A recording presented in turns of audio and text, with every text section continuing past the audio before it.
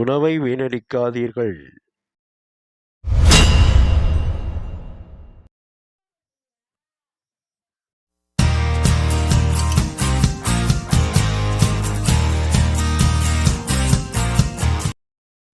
Hi viewers and subscribers. காலையில் இட்லி தோசைக்கு அதே போல் நைட்டுக்கு என்ன சட்னி செய்யலாம்னு தெரியாமல் யோசிச்சுக்கிட்டு இருப்பீங்க.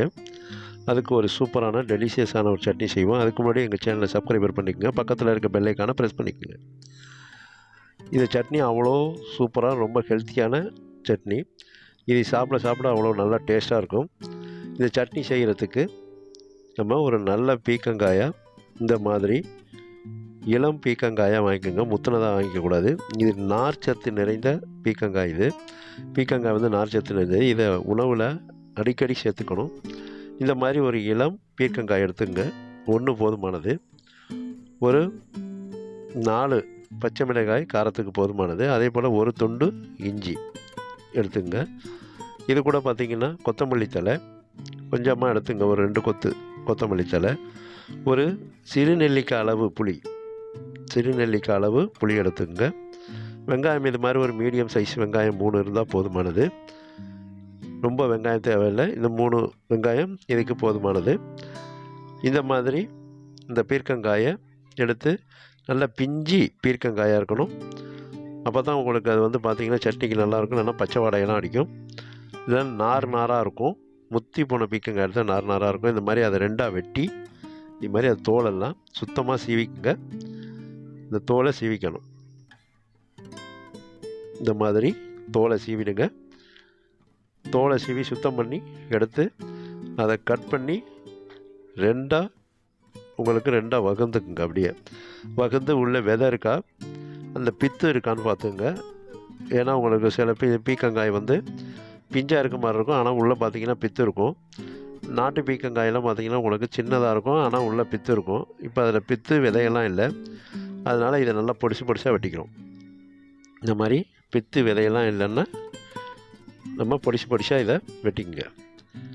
இல்லைன்னா அந்த நடுவில் இருக்கிற அந்த பித்தையும் விதையும் அப்படியே சுரண்டி ஸ்பூனால் எடுத்துருங்க. முத்துனதாக இருந்தால் அந்த ஸ்பூனால் எடுத்துருங்க. எடுத்துகிட்டு இந்த மாதிரி சின்னதாக வெட்டிங்க. ஆனால் இளம் பீக்கங்காய் தான் இதுக்கு நல்லாயிருக்கும். இந்த மாதிரி வெட்டிட்டு இதை ஒரு பவுலில் தண்ணி வச்சு அந்த தண்ணியில் இதை வெட்டின பீக்கங்காயை லேசாக ஒரு அலசை மட்டும், லேசாக ரொம்பலாம் இது பண்ண வேண்டாம், லேசாக ஒரு அலசி பிளேட்டுக்கு மாற்றிக்கங்க. இந்த மாதிரி லேசாக ஒரு அலசிடுங்க, பிளேட்டுக்கு மாற்றிக்கணும். ரொம்ப போட்டு அழுத்தி பிடிச்சி கழுவாதீங்க. லைட்டாக ஒரு தண்ணியில் போட்டு ஒரு அலசு, அவ்வளோதான். இந்த மாதிரி அலசி அதை ஒரு பிளேட்டுக்கு மாற்றி எடுத்து வச்சுங்க. அதுபோல் வெங்காயத்தையும் சின்னதாக வெட்டிங்க. வெங்காயத்தையும் சின்னதாக வெட்டிங்க. நம்ம வந்து சட்னிக்கு நம்ம இதை ரெடி பண்ணுறோம், அதனால் சின்னதாக வெட்டிங்க. ரொம்ப பெருசாக போட்டிங்கன்னா திப்பியாக அடிக்கும். அதுபோல் இஞ்சியும் தோல் சீவி சின்னதாக இது மாதிரி சின்னதாக வெட்டி எடுத்து வச்சுங்க. இந்த மாதிரி எல்லாத்தையுமே உங்களுக்கு பீக்கங்காய், இஞ்சி இது 2ஐயும் நல்லா வெட்டி எடுத்து வச்சுருங்க. இந்த மாதிரி கொத்தமல்லி தழை, உங்களுக்கு காரத்துக்கு எத்தனை மிளகாய் தேவையோ அது மாதிரி, புளி இதெல்லாம் எடுத்து வச்சுங்க. அரைநெல்லிக்காய் அளவு தான் புளி இருக்கணும். இந்த மாதிரி ஒரு பிளேட்டில் ரெடியாக எடுத்து வச்சுருங்க. எடுத்து வச்ச பிறகு நம்ம ஒரு அடுப்பை பற்ற வச்சு அதில் இதை வதக்கிற அளவுக்கு ஒரு அகலமான கடாயை வச்சுங்க. அந்த கடாயில் 2 டேபிள் ஸ்பூன் எண்ணெய் விட்டுங்க. அது சன்ஃப்ளவர் ஆயில், கடலெண்ணெய், எந்த எண்ணெயாக இருந்தாலும் விட்டுங்க. இது போல் 2 டேபிள் ஸ்பூன் எண்ணெய் விட்டுருங்க. எண்ணெயை விட்டு இந்த மாதிரி எண்ணெய் விட்டுடுங்க. எண்ணெய் விட்ட பிறகு அந்த எண்ணெய் நல்லா சூடு வந்தோடனே கடாயும் சூடு வரணும், எண்ணெயும் நல்லா சூடு வரணும். சூடு வந்த பிறகு இந்த மாதிரி 1 டீஸ்பூன் கடலப்பருப்பு போட்டுங்க. அந்த எண்ணெயில் 1 டீஸ்பூன் கடலப்பருப்பு, 1 டீஸ்பூன் வெள்ளை உளுந்து 1 டீஸ்பூன் போட்டு இதை நல்லா வதக்குங்க. இதை நல்லா இதில் வதக்கணும். நல்லா வந்து பொரியிற அளவுக்கு அது வதக்கணும். ரொம்ப அப்படியே வந்து பார்த்திங்கன்னா நல்லா வதக்காமல் வச்சுட்டிங்கன்னா அது அரைப்படாது. இந்த மாதிரி அதை நல்லா வதக்கி விட்டுருங்க. இதை வதக்கி விட்ட பிறகு நம்ம மிளகாய் வச்சுருக்கோம், 3 மிளகாய். நான் வந்து 3 மிளகாய் போட்டுக்கிறேன், ஏன்னா இஞ்சி போடுறதுனால காரம் அதிகமாக இருக்கும். அதனால் இந்த மிளகாயை 2ஆக உடச்சி போட்டுருங்க. இந்த மாதிரி 2ஆக உடச்சி போட்டுருங்க. பச்சை மிளகாயை உடச்சி போட்டு நல்லா இதை பச்சை வாசனை போகிற அளவுக்கு வதக்கணும். இந்த மாதிரி போட்டு பச்சை மிளகாயை நல்லா வதக்கிக்குங்க. அந்த பச்சை மிளகாய் இந்த எண்ணெயிலே வதக்கிடுங்க. வதக்கின பிறகு நறுக்கின வெங்காயத்தை சேர்த்துங்க. வெங்காயம் ஒன்று நம்ம நறுக்கி வச்சுருக்கோம். நம்ம ஒரு 3 வெங்காயத்துக்கிட்ட நறுக்கி வச்சுருக்கோம். அந்த வெங்காயத்தை சேர்த்துருங்க. வெங்காயத்தை சேர்த்து இதை நல்லா வதக்குங்க. இதை நல்லா வதக்கி விடணும். ரொம்ப கண்ணாடி பதம்லாம் வரணும்னு இல்லை. மேற்கொண்டு நம்ம இதில் பீக்கங்காய் போடுவோம். அதோடு சேர்ந்து இது நல்லா வதக்கிடும். அதனால் இந்த மாதிரி இதை நல்லா வதக்கி விடுங்க. இப்போ வதக்கி விட்ட பிறகு பீர்க்கங்காய் நம்ம நறுக்கி வச்சுருக்கோம்.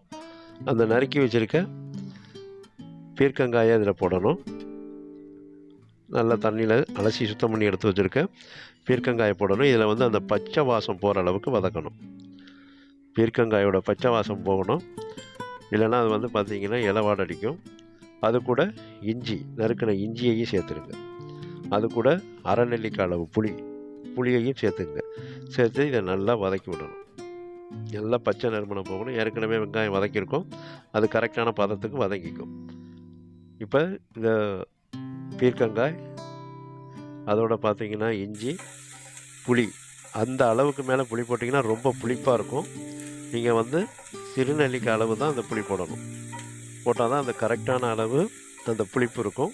கரெக்டான அளவு அந்த காரம் இருக்கும். இல்லைன்னா உங்களுக்கு புளிப்பு ரொம்ப புளிப்பாயிடும். இந்த மாதிரி இதை நல்லா வதக்கி நல்லா பச்சை நறுமணம் போகிற அளவுக்கு வதக்கி எடுத்து வச்சுருங்க. அது கூட பார்த்திங்கன்னா உங்களுக்கு கொத்தமல்லி தழை, நம்ம ஒரு கொத்தமல்லியை உருவி வச்சுருக்கோம். அதையும் சேர்த்து வதக்குங்க. இது ரொம்ப வதங்கணும்னு அவசியம் இல்லை. நீங்கள் லேசாக அதை போட்டு லேசாக வதக்கிக்கிட்டால் பட்டு போதும். இப்போ இந்த மாதிரி வதக்கியாச்சு. நல்லா வதக்கின பிறகு இதை வந்து நல்லா ஆற விட்டுடுங்க. ஸ்டவ்வை ஆஃப் பண்ணி விட்டுங்க. ஏன்னா உங்களுக்கு அந்த கடாயோட சூட்லேயே மேற்கொண்டு அது நல்லா வந்து வதங்கி போயிடும். கடாயோட சூட்லேயே அது வதங்கி போயிடும். அது மாதிரி நல்லா ஆஃப் பண்ணி விட்டுங்க. நல்லா ஆற விட்டுடுங்க. இந்த மாதிரி ஸ்டவ் ஆஃப் பண்ணி தனியாக எடுத்து வச்சுருங்க. நல்லா இந்த மாதிரி தண்ணி மாதிரி ஆறிடணும். நல்லா ஆறணும். ஆறின பிறகு தான் நம்ம மிக்சியில் அதை சட்னி அரைக்கணும். இந்த மாதிரி ஆறின பிறகு மிக்சி ஜாரில் சேர்த்துங்க. நம்ம வதக்கின பீக்கங்காய் எல்லாத்தையுமே மிக்சி ஜாரில் சேர்த்துங்க. இந்த மாதிரி மிக்சி ஜாரில் சேருங்க.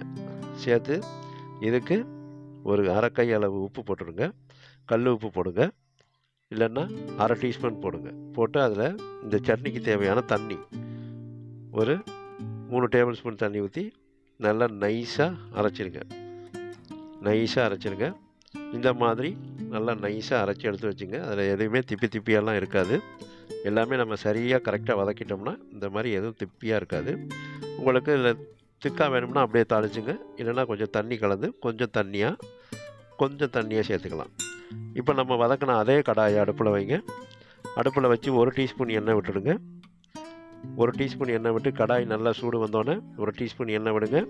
எண்ணெய் சூடு வந்தோடனே 1 டேபிள் ஸ்பூன் கருப்பு உளுந்தும் கடுகும் ரெண்டும் ஒன்றா மிக்ஸ் பண்ணி போட்டுவிடுங்க. இந்த கடுகும் நல்லா பொரிஞ்சு வெடித்து தெறிக்கணும். அந்த அளவுக்கு வெடித்து பொரிஞ்சால் தான் நம்ம வந்து சட்னி தாளிக்கணும். இந்த மாதிரி நல்லா வெடித்து நல்லா பொரிஞ்ச பிறகு காஞ்ச மிளகாய் வந்து பார்த்திங்கன்னா ஒரு காய்ந்த மிளகாய் போடுங்க. உங்களுக்கு நல்லா ஹையாக காரம் வேணும்னா 2 வேணுமோ போட்டுக்கலாம். உங்களுக்கு ஒரே ஒரு காய்ந்த மிளகாய் மாதிரி 4ஆக உடச்சி போட்டுவிடுங்க. 4ஆக உடச்சி போட்ட பிறகு இது கூட கருவேப்பில்லை, தாளிப்புக்கு ஒரு கொத்து கருவேப்பில்லை போட்டுவிடுங்க. கருவேப்பில்லையை போட்டு நல்லா அதை வந்து பொரிய விட்டுடுங்க. நல்லா இந்த மாதிரி பொரிஞ்ச பிறகு கடுகு வெடிச்சிடும். அதே மிளகாயும் கருவேப்பிலையும் நல்லா பொரிஞ்ச பிறகு நம்ம அரைச்சி வச்சுருக்க பீர்க்கங்காய் சட்னியை அப்படியே அந்த தாளிப்பில் சேர்த்துங்க. இப்போ அற்புதமாக சூப்பரான பீர்க்கங்காய் சட்னி நமக்கு ஹைலைட்டாக ரெடி ஆகிடுச்சு. இது டிஃபனுக்கு பார்த்திங்கன்னா காலையில் நல்ல டேஸ்ட்டாக இருக்கும். இப்போ இந்த மாதிரி பீர்க்கங்காய் சட்னி ரெடி பண்ணி நீங்கள் ஒரு பவுலுக்கு மாற்றிங்க. அது தோசைக்கு இட்லிக்கு இன்னும் ஹைலைட்டாக இருக்கும். அதே போல் ஸ்கூலுக்கு ஆஃபீஸுக்கு நம்ம இந்த மாதிரி கிளம்புறவங்களுக்கு டக்குன்னு செஞ்சு கொடுத்துடலாம். இந்த மாதிரி இட்லி தோசைகளுக்கு வீட்டில் விருந்தாடி வர்றவங்களுக்கு இன்னும் நல்லா பார்த்திங்கன்னா இந்த சட்னி ஹைலைட்டாக டிஃப்ரென்ஸாக இருக்கும். என்ன சட்னின்னு அதை கண்டுபிடிக்க முடியாது, அந்த அளவுக்கு டேஸ்ட்டாக இருக்கும். இந்த மாதிரி நீங்களும் பீர்க்கங்காய் சட்னி செஞ்சு சாப்பிட்டு பார்த்துட்டு எங்களோட வீடியோவை லைக் பண்ணுங்கள், உங்களுடைய நண்பர்களுக்கு ஷேர் பண்ணுங்கள், லைக் பண்ண சொல்லுங்கள், சப்ஸ்கிரைபர் பண்ண சொல்லுங்கள். இந்த மாதிரி தோசையில் இந்த சட்னி ஊற்றி சாப்பிட்டீங்கன்னா இன்னும் ஹைலைட்டாக இருக்கும். நீங்கள் இந்த மாதிரி சட்னி செஞ்சு சாப்பிட்டு பார்த்துட்டு எங்கள் வீடியோவை லைக் பண்ணுங்கள், சப்ஸ்கிரைபர் பண்ணுங்கள். எங்களோட வீடியோவை பார்க்கும் அனைத்து வியூவர்ஸுக்கும் சப்ஸ்கிரைபர்ஸுக்கும் மனமார்ந்த நன்றியினை தெரிவித்துக் கொள்கிறேன்.